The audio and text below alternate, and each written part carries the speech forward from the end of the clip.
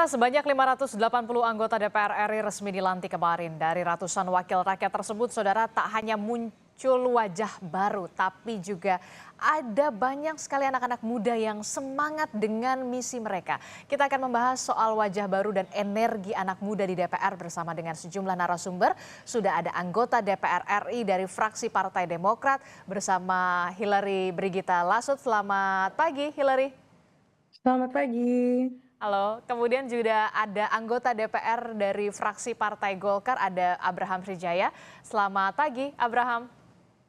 Selamat pagi semuanya. Ya, kemudian juga di studio ada pengamat politik dari Universitas Al-Azhar Indonesia, ada Kang Ujang Komarudin. Selamat pagi, Kang Ujang. Selamat pagi Mbak Desi, Bang Abraham, Mbak Hilary.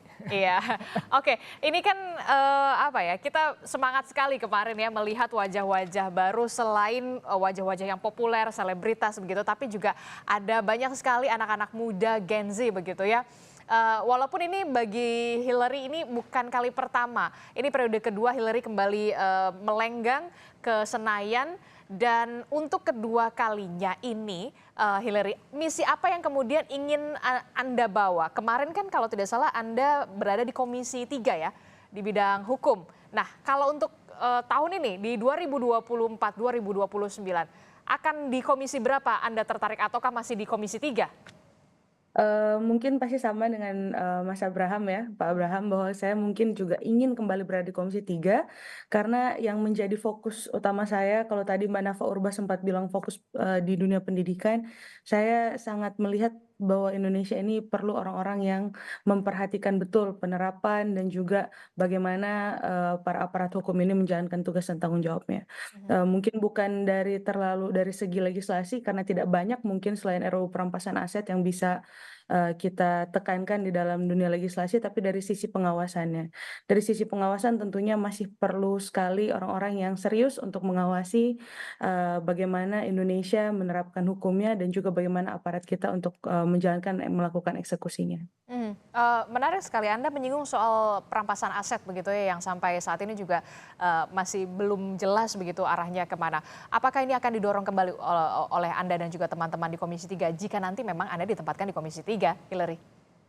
Eee, saya rasa mungkin ketika, dalam RUU Perampasan Aset itu masih terbuka untuk ada, masukan dan juga mungkin ada beberapa sedikit revisi terhadap beberapa klausul yang menjadi kontroversi, saya rasa tidak, menutup kemungkinan, RUU Perampasan Aset bukan hanya disuarakan oleh saya, tapi juga Mas Abraham dan, beberapa anggota Komisi 3 lainnya sekiranya kami bisa ditempatkan di Komisi 3.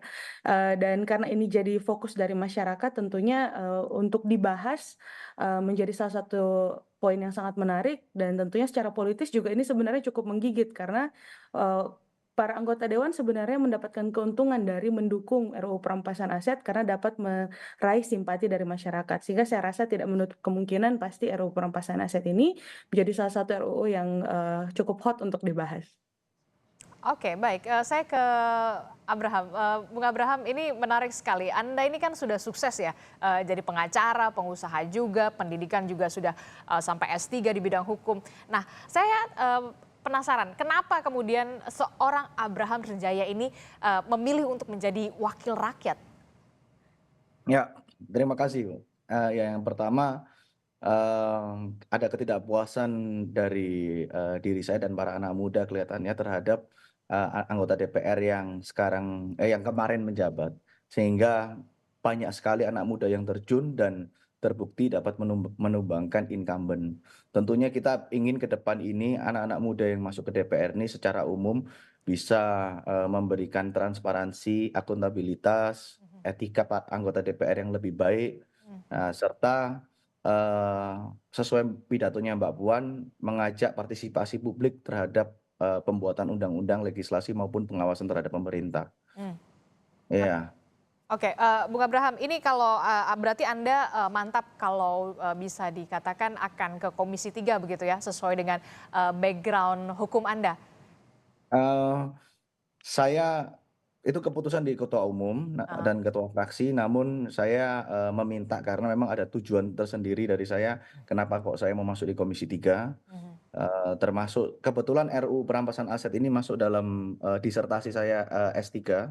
Mhm.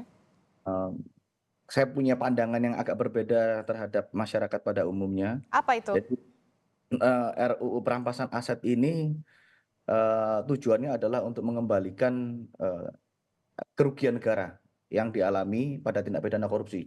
Sebetulnya esensinya adalah itu. Tapi apa yang ada di RUU perampasan aset hari ini itu adalah tindak pidana secara general. Jadi bukan hanya korupsi, tapi seluruh pendapatan yang secara ilegal itu dapat dilakukan perampasan aset.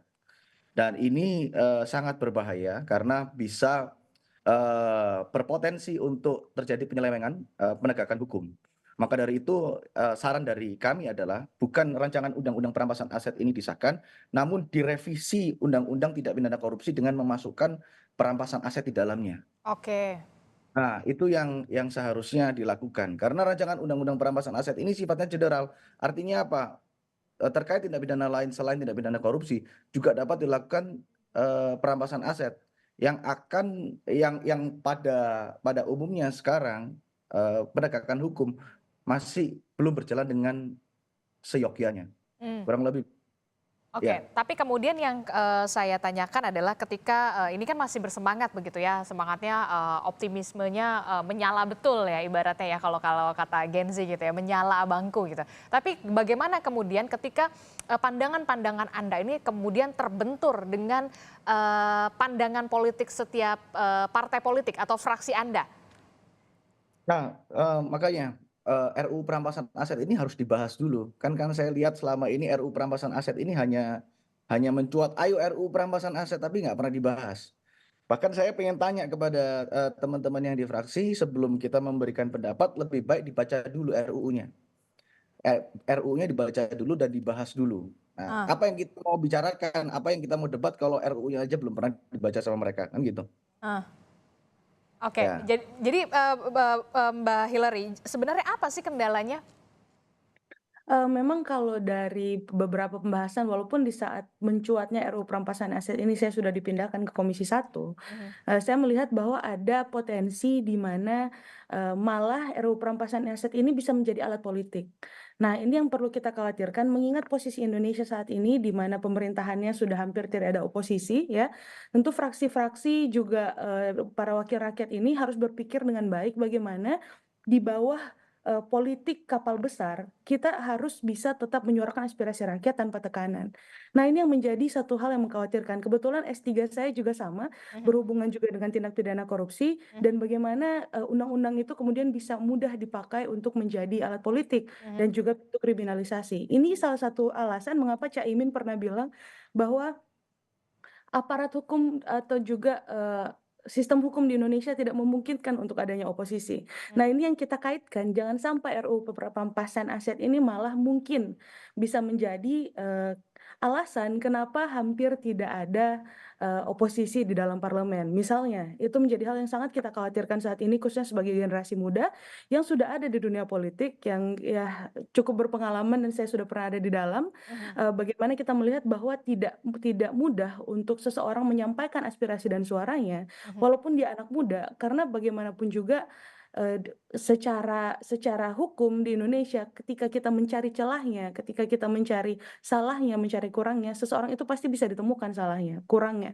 Bahkan ketika kita salah bicara saja toh ternyata bisa dijadikan mungkin penistaan agama, bisa dijadikan pencemaran nama baik dan lain sebagainya. Ini menjadi terlalu mengkhawatirkan ya, sehingga jangan sampai RUU perampasan aset ini bukan membela nasib dan hak masyarakat, tapi ternyata malah menyandra penanggung jawab aspirasi rakyat untuk menyuarakan aspirasi rakyat dengan lantang karena takut terlalu banyak pintu kriminalisasi. Padahal di Indonesia ini undang-undang tipikor khususnya yang paling ditakuti oleh para politisi. Biasanya itu undang-undang tipikor sudah dirubah menjadi delik material ya, di mana harus ada kerugian negaranya. Bukan seperti di zaman dulu ya, tidak ada kerugian negara, potensi-potensinya saja bisa dijadikan pintu kriminalisasi. Oke. Nah, ini yang membuat kita khawatir dan jangan sampai RUU perampasan aset ini bukan malah menguntungkan rakyat, tapi ternyata malah merugikan rakyat.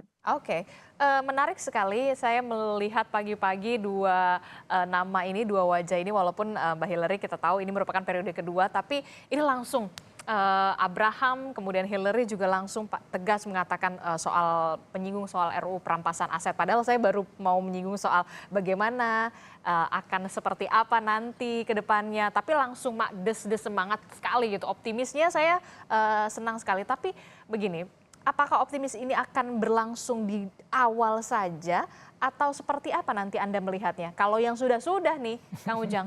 Ya, saya melihat pertama positif dulu ya. Bagaimana anak muda ingin punya kontribusi besar dalam konteks pembangunan bangsa melalui legislasi itu. Nah, kalau kita lihat bayangan saya dulu misalkan ketika Nadiem jadi menteri itu saya senang. Anak muda, tapi di tengah jalan juga nggak bagus.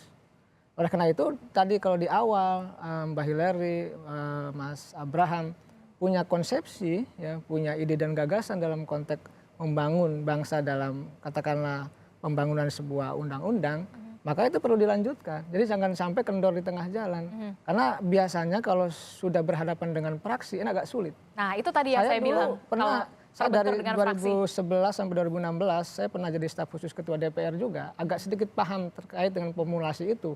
Karena banyak senior saya, banyak teman-teman saya juga di DPR yang lama juga mengatakan ketika sudah keras, ketika ditelepon oleh ketua umum partai juga diam, nggak bisa apa-apa juga. Dan ini terjadi di hampir semua partai karena pengendali dari semua itu partai politik yang ada dalam praksi. Tetapi tadi kita tidak boleh membatasi ya apa namanya potensi-potensi beliau-beliau itu. Potensi itu harus tumbuh kembang menjadi sebuah produk legislasi yang memang mumpuni, yang punya kualitas. Nah, ini yang kita harapkan. Kan tuntutan publik itu hanya dua dalam konteks legislasi. Pertama, kuantitasnya diperbanyak, katakanlah agar tidak dianggap tidak kerja kan. Lalu di saat yang sama membangun kualitas yang mumpuni dalam konteks membuat produk itu. Nah, sehingga ukurannya jelas bahwa mereka yang berprestasi, mereka yang bagus, mereka yang punya kapasitas akan dinilai dengan baik. Tetapi tadi ada benturan-benturan ketika idealisme itu dibangun, kadang-kadang ada tembok besar yaitu namanya partai politik. Suka tidak suka akan berbenturan dengan itu dan itu pengalaman lama. Yang kedua saya ingin mengatakan Mbak Adisti ya, saya menghargai apa yang disampaikan oleh beliau-beliau berdua ya. Kenapa? Di Komisi 3 membangun sebuah apa ya konstruksi keadilan ke depan. Karena musuh kita ini kan sebenarnya salah satunya keadilan yang harus ditopang dengan penegakan hukum yang baik. Nah, reformasi ada, kalau saya mengikuti teorinya Bourdieu itu, kita ini tidak ada yang berubah reformasi ini. Mestinya kan berubah ekonomi, hukum. Tapi tidak ada, kenapa? Mentalitas kita tidak pernah berubah. Sebagai bangsa nggak ada. Korupsinya makin naik kok, makin tinggi. Nah, oleh karena catatan Padahal saya, ada revolusi mental ya? Ya, catatan saya maksudnya gini Mbak Adisti. Itu kita hargai sebagai anak muda yang punya idealisme, yang ingin ada di Komisi 3 untuk membangun hukum yang lebih baik. Itu kita hormati. Tetapi di saat yang sama, di periode yang lalu-lalu saya katakan Mbak, Anda seorang gubernur yang tadinya mantan anggota DPR, dia berkasus. Anaknya jadi anggota DPR di Komisi 3 dan mengamankan kasusnya sang gubernur ini. Tetapi dua-duanya masuk penjara juga. Yang satu disikat oleh kejaksaan, yang satu oleh KPK. Ini pengalaman, saya tidak mau sebutkan orangnya dan partainya mana. Tapi terjadi. Tetapi saya tidak mau seudon, saya meyakini Mbak Hillary, Bang Abraham adalah anak muda potensial yang punya kapasitas yang oke, ingin membangun bangsa melalui hukum di Komisi 3. Saya meyakini saya termasuk yang optimis dalam konteks itu. Anda termasuk juga yang optimis, saya juga optimis begitu dengan dua anak muda, ada Mbak Hillary dan juga ada Mas Abraham juga di sini. Nah, ini juga yang kemudian menjadi pertanyaan kita semua nanti setelah jeda, tapi ya dijawabnya Mbak Hillary dan juga Mas Abraham. Karena gini, DPR ini kan selama ini dikritik ya, karena dianggap kurang bisa peka mendengar suara aspirasi rakyat kecil. Sebagai anak muda dan anggota baru DPR, apakah Anda yakin nantinya bisa mengubah anggapan tersebut menjadi DPR yang bisa peka terhadap aspirasi rakyat dan juga mendengar aspirasi rakyat? Jangan dijawab dulu, usai jeda kami akan kembali. Tetaplah bersama kami.